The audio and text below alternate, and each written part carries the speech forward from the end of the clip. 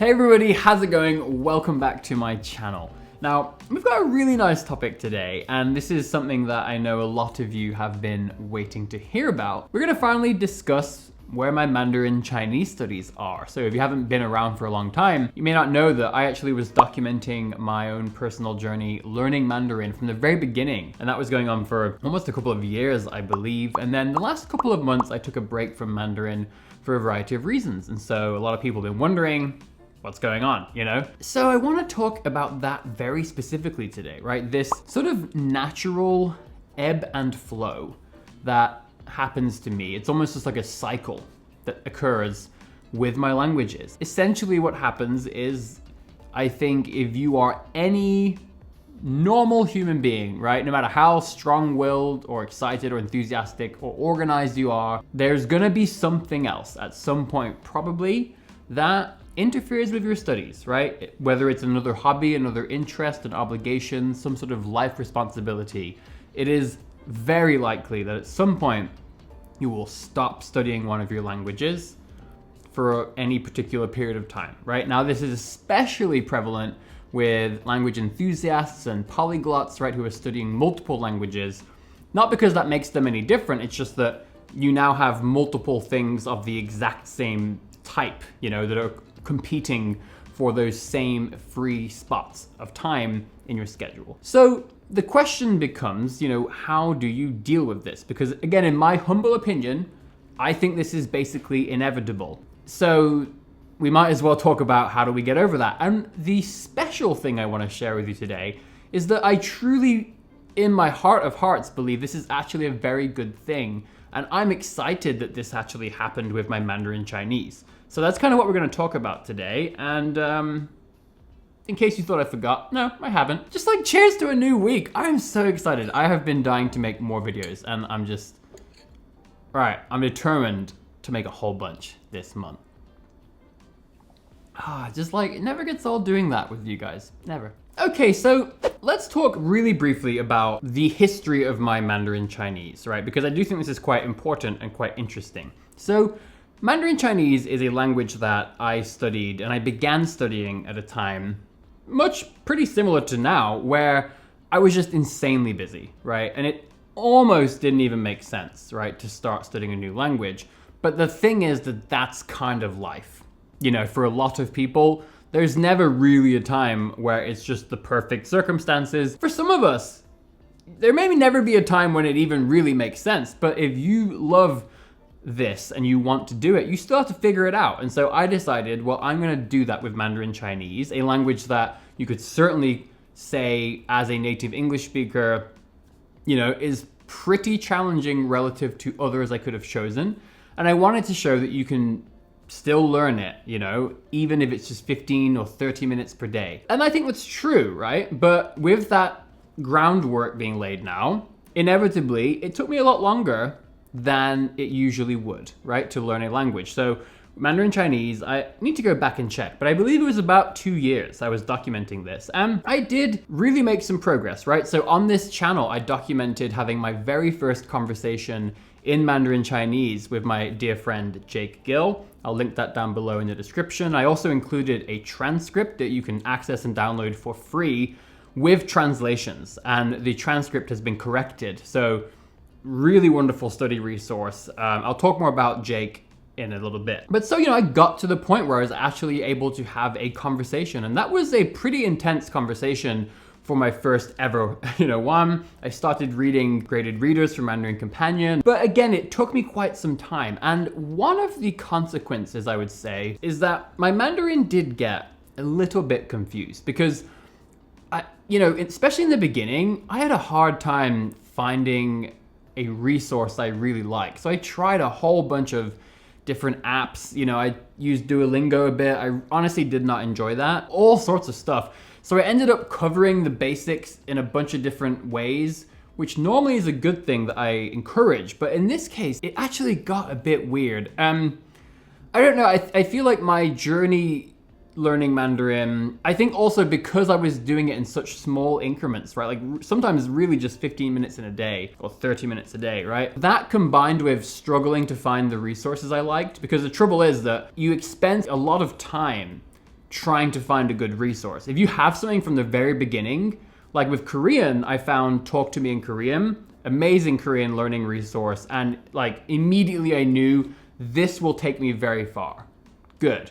But when you're like testing out different apps and different textbooks and different things, and you only have 15 minutes, I mean, you can go months and months and months before really getting any traction. So I think that happened to me with Mandarin Chinese. So long story short, over time, I got this really big urge to like fill in all my gaps and to go over the foundational stuff. But it felt like I had almost exhausted my capacity to keep seeing the same stuff. And I have a very high capacity for doing that. And this is not why I took a break from Mandarin. It was actually a very organic thing.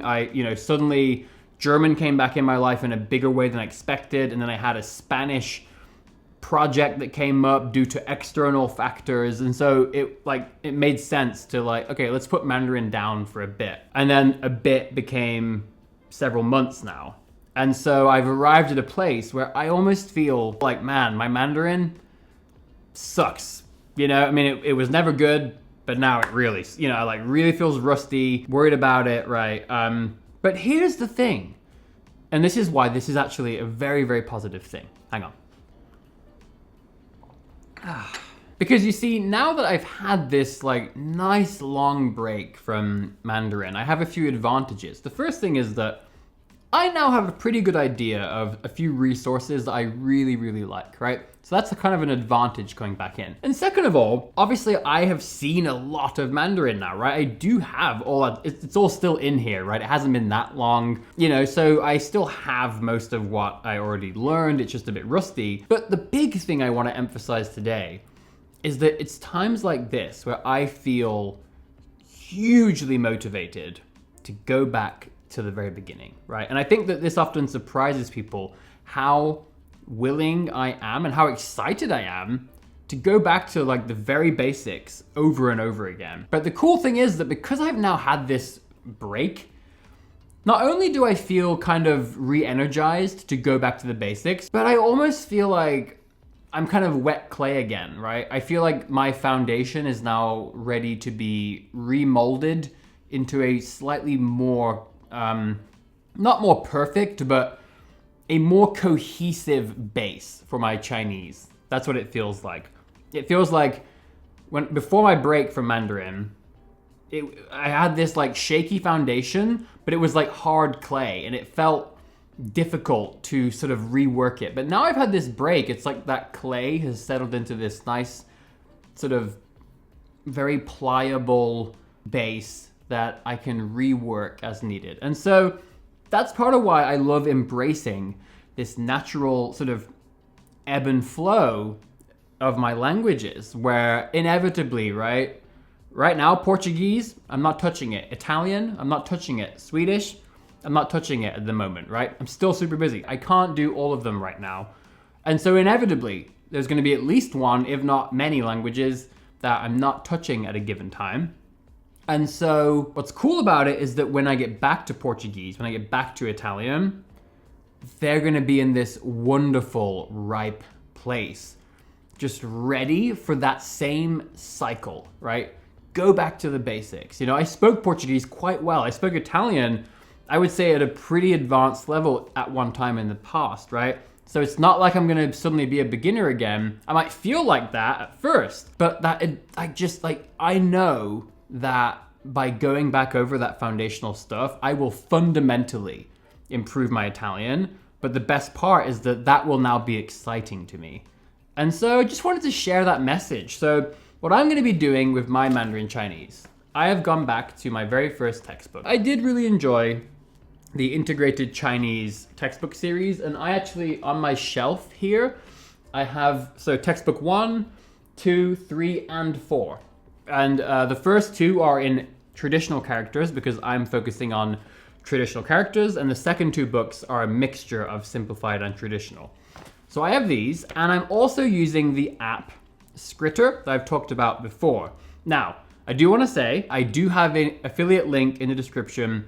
If at any point in any of my videos, because I'm going to be showing you how I'm studying, right? So you'll see Skritter as part of that. If you want to try it and you want to support my channel, you're welcome to use my affiliate link, and I certainly appreciate that. I do want to let you know, Jake is a dear friend of mine, and Jake is actually the person that I had that very first Chinese conversation with. I like the whole Skritter team a lot, so I have a bias there, right? I do think it's a great app. I believe sincerely that I would be recommending it to you even if I didn't know them, but I always want to, you know, disclose my biases, so just be aware of that. But so the cool thing about Skritter in this situation is they have pre-made study decks for these textbooks. So it's absolutely perfect. Skritter basically allows me to flashcard and learn all sorts of vocabulary, right? So I can do everything from learn individual characters to actually learning complete words, and every entry has an example sentence. Most of them have audio. It's really very, very ideal. And the fact that they have pre-made study decks for these textbooks, it's a match made in heaven for me. So what I'm gonna be doing, I'm gonna go back to the very first textbook for Mandarin Chinese in this series. I'm just gonna go through it. And while doing that, I will be, you know, learning and reviewing all the vocabulary and stuff with Skritter, but I'm gonna do a lot of focusing on the example sentences, right? Because it's a great way to expand the breadth of my exposure outside of just the textbook. And especially now that I'm more of an intermediate Mandarin learner, I think I have a much larger capacity for digesting and taking in those example sentences that I think as a beginner, it would have been a bit too much. So I love these. These books are great. They've got loads of example dialogues, lots of grammatical explanations. I believe I went through the first 1.5 books in the past. So that's kind of my first plan. And then I'm just gonna take my time with that. That's the last point I will leave you with today. I'll talk about this more in other videos, is that the other thing that I love to do in moments like this, take my time, right? I've already covered a bunch of stuff. Now it's time to consolidate. When I finish this book this time, I wanna feel like, yeah, I got this. Like, done.